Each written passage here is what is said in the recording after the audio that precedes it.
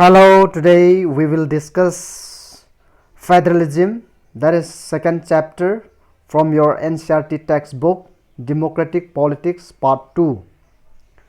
In the previous chapters, we noted that vertical divisions of power among different levels of government is one of the major forms of power sharing in modern democracies.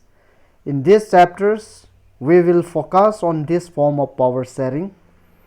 It is most commonly refers or known as a federalism. We begin by describing the federalism in general term. The rest of the chapters we will try to understand the theory and practice of federalism in India.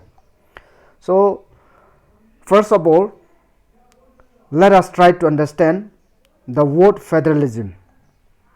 The term federalism or the term federation is derived from Latin word "fordias", which means a treaty or an agreement.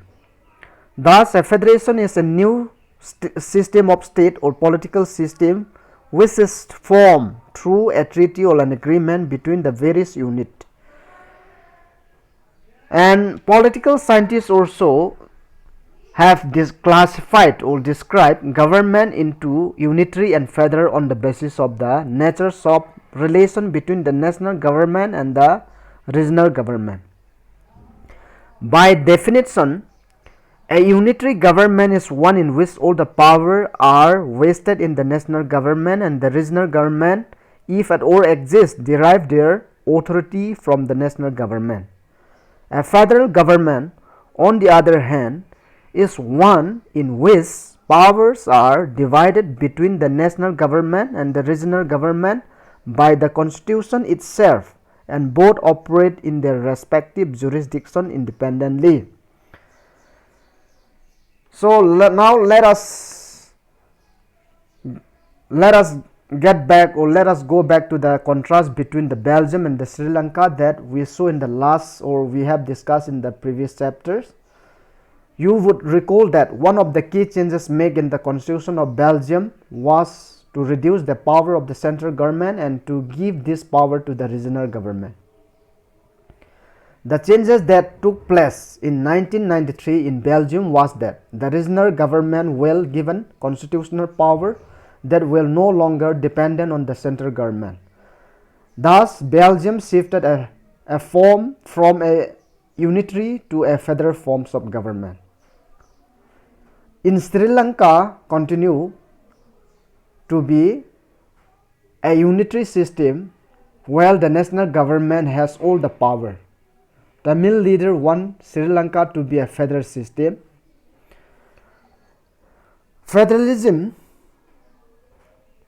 in simple word, is a system of government in which power is divided between a central authority and various constituent units of the country. Then, let us see next level of government in federation. Usually, a federation has two levels of government. One is the government for the entire country that is responsible for a few subjects of common national interest. The others are government at the level of provinces or state that look after much of the day-to-day administering of their state. Both these levels of government enjoy their power independent of the other. In this sense, federations are contrasted with the unitary government, because under the unitary system, either there is only one level of government or the sub-unit are subordinate to the central government. The central government can pass an order to the provincial or the local government. But in a federal system, the central government cannot order the state government to do something. The state government has a power of its own for which is not answerable to the central government. Both these governments are separately answerable to the people.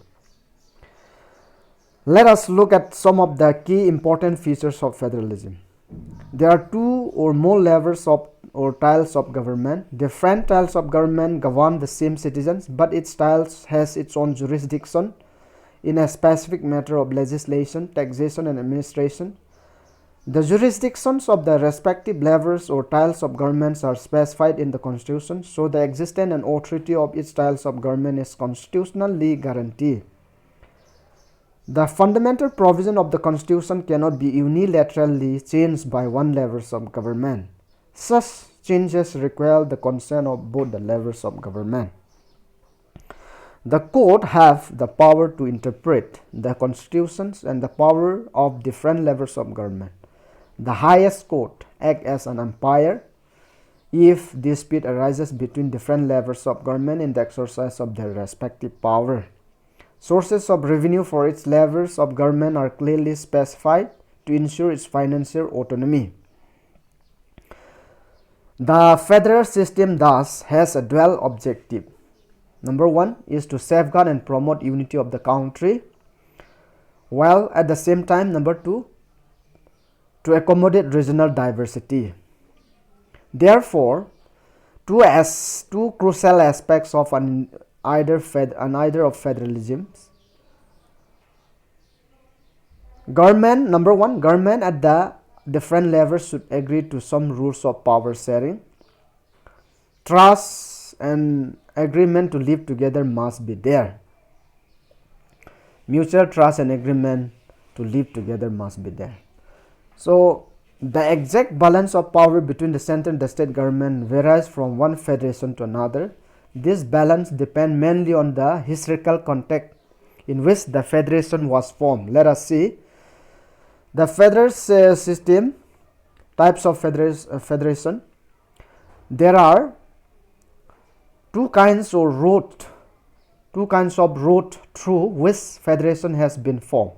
The first route involve independent states coming together on their own to form a bigger unit, so that by pooling sovereignty and retaining identity, they can increase their security. These types of coming together federation include the USA, Switzerland, Australia. In this first category of federation, all the constituent states usually have equal power and are strong in regard to in relation to the federal government, central government. Then the second route is when a large country decides to divide its power between the constituent state and the national government. India, Spain, and Belgium are examples of these kinds of holding together federation.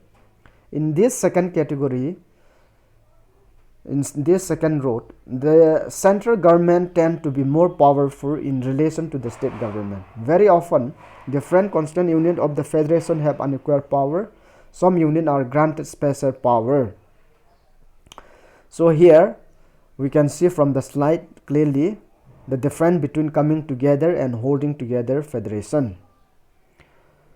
So in our next coming discussions, we will discuss about how or what make India a federal country. So for today, let us end our discussion.